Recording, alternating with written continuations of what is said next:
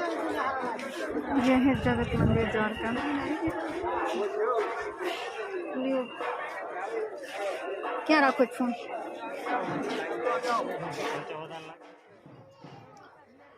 Hello दोस्तों, जय द्वारकाधीश। मैं हेमलता स्वागत करती हूँ फिर से आप सबका अपने एक नए ब्लॉग में। तो जैसा कि आप देख सकते हैं, आज मैं आपके साथ शेयर करने वाली हूँ द्वारकाधीश का मेन मंदिर, जगत मंदिर द्वारका। इस जगह से मेरी बहुत सारी यादें जुड़ी हैं दोस्तों, क्योंकि मेरा जन्म ही द्वारका में हुआ है और मेरा जन्म जिस हॉस्पिटल में हुआ था उस हॉस्पिटल का नाम भी द्वारकाधीश हॉस्पिटल था। वहाँ के डॉक्टर थे डॉक्टर बेहरा।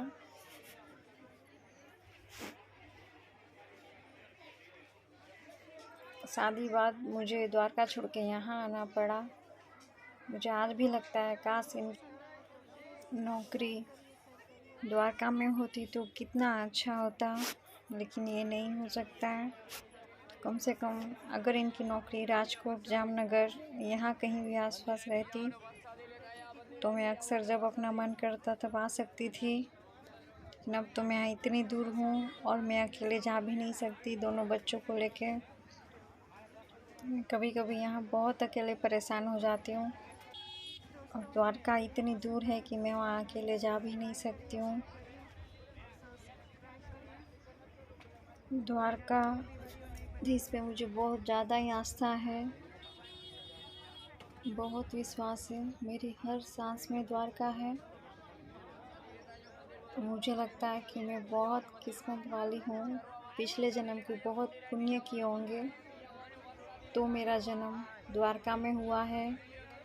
4 धाम का एक धाम है द्वारका, 7 पुरी की एक पुरी है।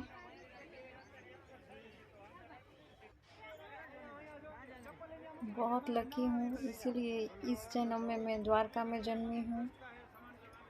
और 12 ज्योतिर्लिंग में से एक ज्योतिर्लिंग नागेश्वर ज्योतिर्लिंग, वो भी हमारे द्वारका में ही है।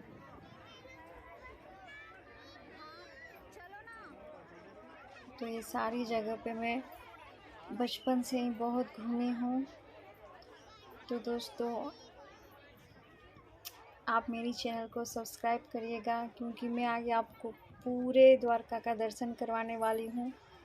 द्वारका की हर छोटी छोटी जगह जहाँ अक्सर ऑटो वाले या गाड़ी वाले नहीं लेके जाते हैं, क्योंकि आप एक दिन में द्वारका नहीं घूम सकते हैं। द्वारका में बहुत सारी ऐतिहासिक जगह है घूमने लायक।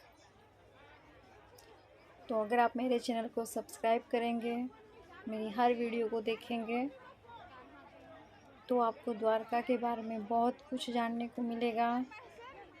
अगर जो लोग इस जगह पे गए हैं और मेरी वीडियो में ये सब देखेंगे तो उनको अच्छा लगेगा, खुशी मिलेगी। और जो लोग नहीं गए हैं तो मेरी वीडियो से उनको द्वारका दर्शन होंगे। द्वारका में अंदर मोबाइल लेके नहीं जाने देते हैं, मोबाइल बाहर ही जमा करना पड़ता है। आप बड़ा बैग भी नहीं लेके जा सकते हैं। तो दोस्तों, अक्सर आपने देखा होगा कि आप अंदर दर्शन करने जाते हैं तो आपको एकदम मूर्ति के पास तक नहीं जाने देते हैं। लेकिन हाँ, मैं आपको एक बात बता दूँ, जब मैं छोटी थी तो जैसे कि हमारे यहाँ हर बच्चे को दर्शन करवाने के लिए लेके जाते हैं, तो खुद पंडित जी ने मुझे यहाँ द्वारकाधीश के चरणों के पास मैंने माथा टेकवाया था। हम ऊपर जो द्वारकाधीश जी की शक्ति माँ, उनकी कुल देवी है, वहाँ तक भी दर्शन करने बहुत बार गए हैं। अंदर के जो पंडित हैं, बहुत सारे पंडित मेरे पापा को जानते हैं, तो हमें भी जानते हैं। अगर वो जान पहचान वाले होते हैं तो मेरे पापा के नाम से जैसे कि जानते हैं। तो जब मैं छोटी थी तो हम लोग यहाँ ऊपर भी जाते थे शक्ति माता के मंदिर, लेकिन अब नहीं जाने देते हैं ऊपर। अगर आप ध्वजा चढ़ाएंगे या उन्हीं लोगों के आप साथ हैं तो ही जाने देते हैं। तो अक्सर मैं देखती हूँ लोग इतनी दूर दूर से आते हैं और पुलिस वाले बस फटाफट भगा देते हैं। तो मुझे भी लगता है देख के, क्योंकि अब हमें भी बहुत स्पीड में दर्शन करने पड़ते हैं, जबकि इतनी देर लगती है यहाँ तक पहुँचने में, जो लोग बहुत दूर से आते हैं। हम लोग तो चलो डेली दर्शन करते हैं, द्वारका में ही रहते हैं, तो या फिर अक्सर हम लोग स्कूल ट्यूशन जाते थे तो वहाँ से भी हम लोग कभी जाते थे सब फ्रेंड के साथ। और द्वारका वाले ज़्यादातर मंदिर में जाते हैं 7 बजे के बाद ही, यहाँ ज़्यादा भीड़ होती है शाम की। अगर आप शाम में 5 बजे जाएंगे तो आपको दर्शन बहुत आसानी से हो जाते हैं, अगर कोई माने तीज त्यौहार नहीं होता है तो। वरना त्यौहार पे तो बहुत भीड़ होती है, हर त्यौहार पे, चाहे जो स्पेशल त्यौहार हो। मंगला आरती में भी सुबह इतनी भीड़ होती है कि मैंने मंगला आरती ख़त्म भी हो जाती है, लेकिन लाइन बाहर से अंदर तक नहीं पहुंचती है। अब तो मैं बड़ी हो गई हूँ, तब से बहुत बार गई मंगला आरती में, लेकिन कभी अंदर नहीं पहुंच पाई हूँ। मैं बाहर ही रहती हूँ, तब तक लाइन आरती ख़त्म हो जाती है। लेकिन मैं जन्म से ही द्वारका में पली बड़ी, द्वारका की एक एक गली को मैं जानती हूँ। मैंने मेरा द्वारका ऐसा है कि यहाँ कहीं भी नहीं खो सकते, चाहे किसी भी गली में भी चले जाओ, आप मंदिर तक आसानी से पहुँच जा सकते हैं। स्टेशन से भी मंदिर आने का रास्ता बिल्कुल आसान है। जो लोग, जिसको ज़्यादा नहीं समझ में आता है, वो लोग ऑटो से आते हैं। लेकिन अगर आप पहली बार भी द्वारका आ रहे हैं और स्टेशन से उतर के अगर आप सीधा स्टेशन वाले रोड को पकड़ के बस सीधे चले जाएं ना, तो भी आप सीधे द्वारकाधीश के मंदिर पहुंचेंगे। आगे आप किसी से कुछ भी पूछ सकते हैं, आपको बहुत आसानी होगी।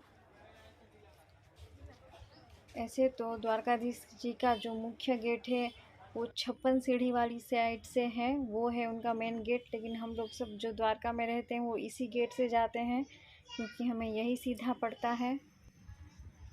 और दोस्तों, यहाँ पे ये लोग पानी पूरी खाने आ गए थे। मुझे और भूमिका को नहीं खानी थी, तो हम दोनों ऐसे ही बैठे थे। दोस्तों, मैं द्वारका के बारे में आपको और भी बहुत सारी जानकारी दूंगी, लेकिन प्लीज़ अभी आप मेरा ये चैनल सब्सक्राइब कर लीजिएगा और मेरी हर वीडियो को देखिएगा। मैं आपको और भी कुछ बताऊंगी कि द्वारकाधीश की इसके पहले जो मूर्ति थी वो कहाँ गई, और ये वाली मूर्ति द्वारकाधीश की है जो वो कहाँ से निकली है। मैं उस जगह के आपको दर्शन भी करवाऊंगी। ये देखिए, ये लोग पानी पूरी खा रहे हैं।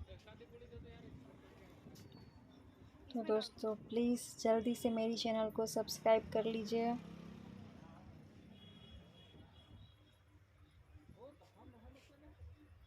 वीडियो पसंद आई है, अगर ये मंदिर पसंद आया है तो कमेंट में ज़रूर बताइएगा। चलिए, तो अब मैं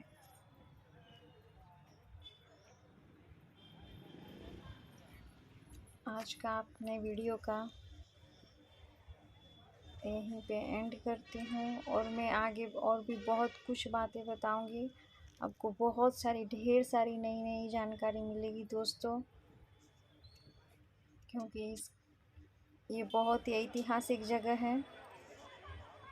आपको भी जानना बहुत पसंद आएगा ये सब कुछ।